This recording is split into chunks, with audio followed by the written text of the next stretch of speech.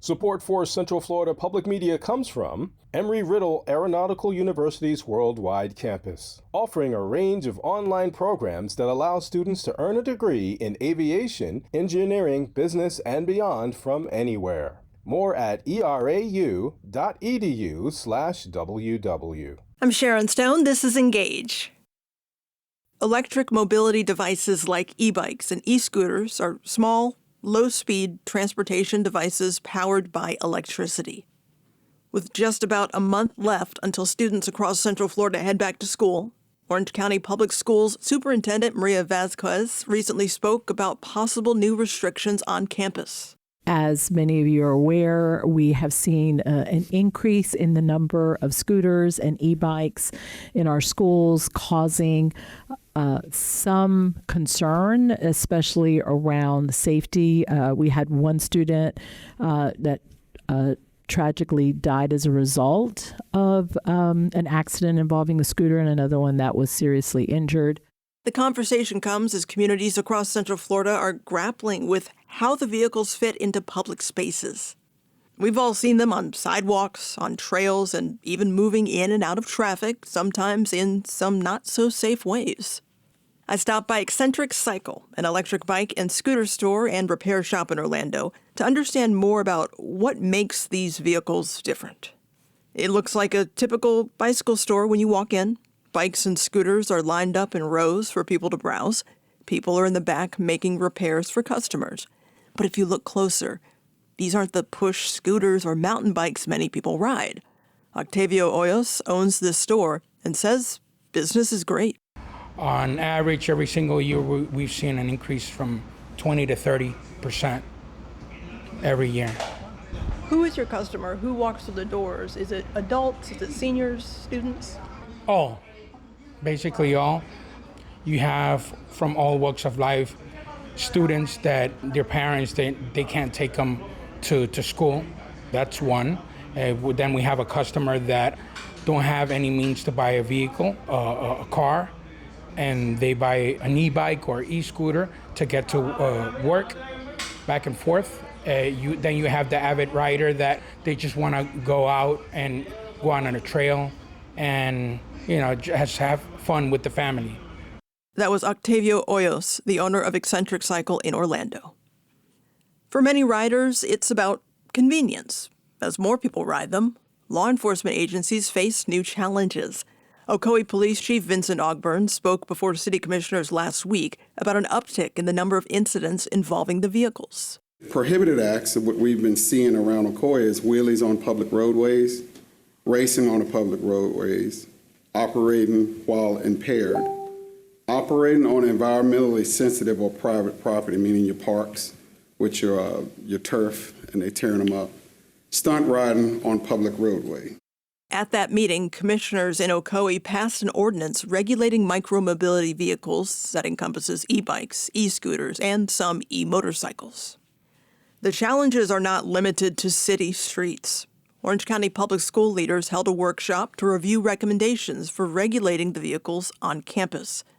Some members of the board expressed support for a total ban.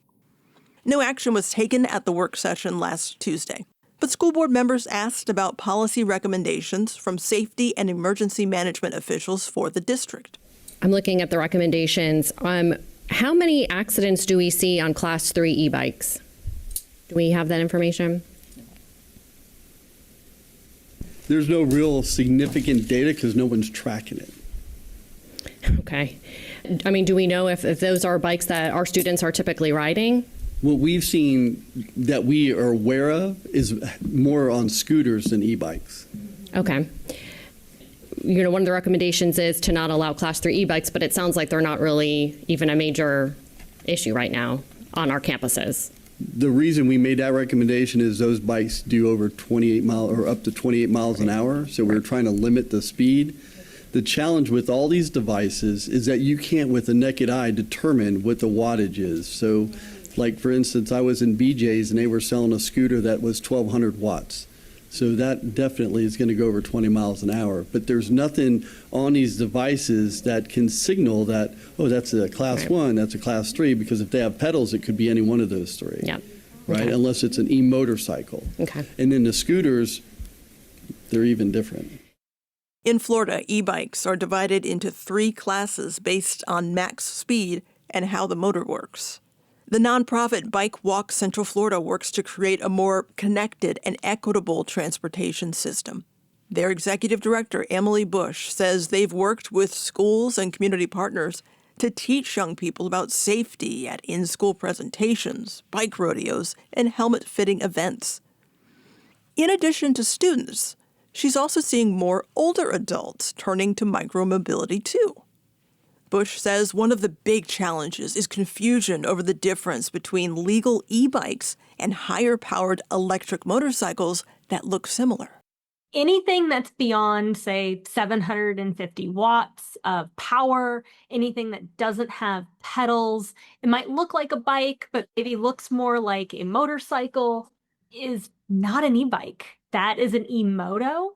We don't even put it under the definition of a micromobility device, because a micromobility device is like a small seated scooter that you would see in a downtown urban setting.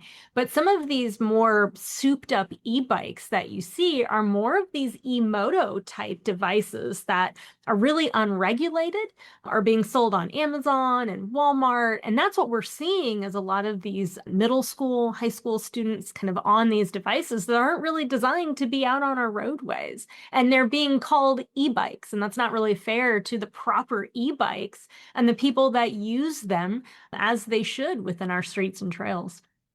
Can you think of any advice for parents who might think that they're buying something safe online for their kids, but they end up with one of these models that does a lot more than maybe they realize? Like, how do you educate yourself on what you're getting? Yeah, that's a great question, and something that we actually get asked quite a bit at Bike Walk. So my advice, first and foremost, would be don't buy anything online. Go to a bike shop first and foremost. They'll service your e-bike. And so if anything goes wrong with it, you're not going to be able to get it serviced from an online provider most of the time. So go to a reputable bike shop, ask questions about what's appropriate, and make sure not just getting the bicycle, but getting the appropriate gear. It's a requirement in the state of Florida for anyone 16 and under to wear a helmet. And so some of those helmets that we get for kids that you would think might be for a basic bicycle are not geared or set up for an e-bike, because they go faster and therefore that fall is harder. Make sure that you get the safety gear that's supported for that device that you're getting. Are you seeing more people riding e-bikes, e-scooters than you were a few years ago? Absolutely. They serve a greater audience than just, say, your Segways from like the 2000 era, right? And so now the youth like them. They're able to hop on these things and get to parks or to schools or to the friend's house versus walking, taking a regular bicycle, which nowadays might be boring, right? Or waiting on their mom or parent or guardian, right, to take them to the place they need to go. So it gives them that sense of independence, which is why I think we've seen an uptick in them recently. I see almost kind of like 2 kind of sets of population shifts and growth of use in 2 different types of devices. So the e-bike really kind of exploded more for our senior population that allows them to use that for recreation and transportation. It allows them to be able to go farther, exercise, and be able to exercise and kind of keep pace with maybe some of their friends who might be younger or better agility or ability. So it gives them more of a sense of independence and freedom. Kind of the same arguments that you would say for somebody in middle school, but they're just getting that independence and freedom, right? So they're exploring a little bit more. Do you think Central Florida is ready for this, for e-bikes and e-scooters? Yes and no. I think there are places in Central Florida that are ready.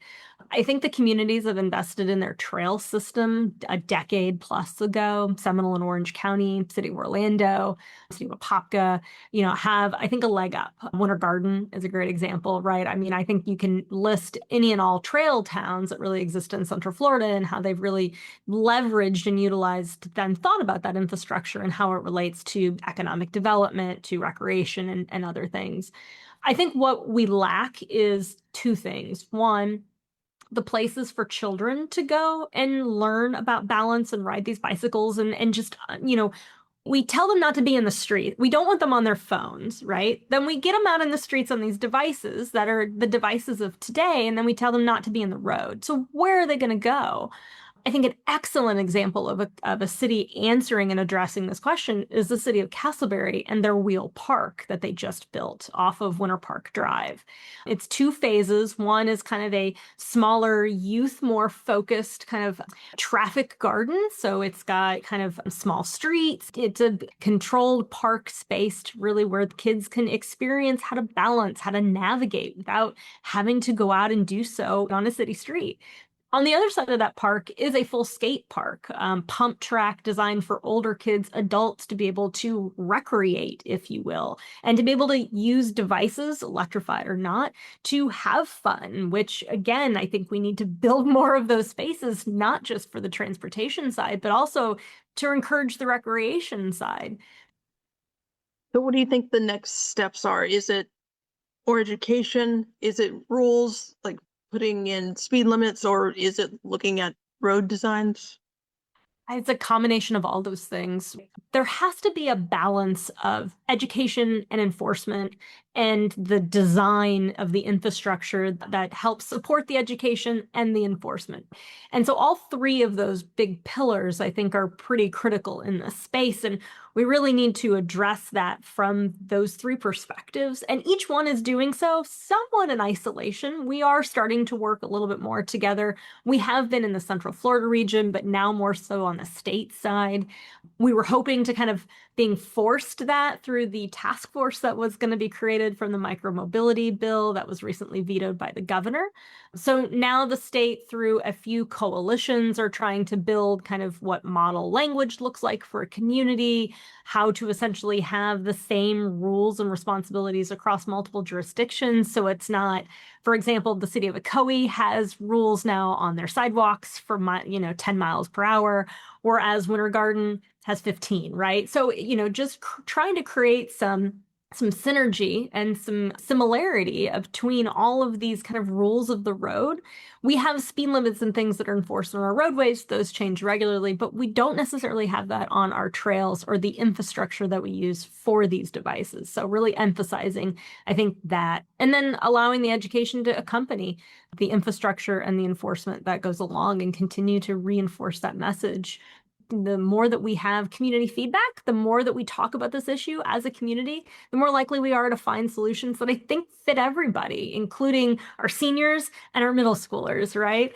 And I think we will find those solutions. I think it's going to take time. And in the meantime, I think we have to work as a community to make sure that everybody gets home safely at the end of the day. Emily Bush is Executive Director of Bike Walk Central Florida. Engage is a production of Central Florida Public Media. Subscribe wherever you get your podcasts so you never miss an episode. Richard Copeland is our senior producer. I'm Sharon Stone. You can reach us anytime with questions, comments, or story ideas. Send an email to engage@cfpublic.org. Thanks for listening.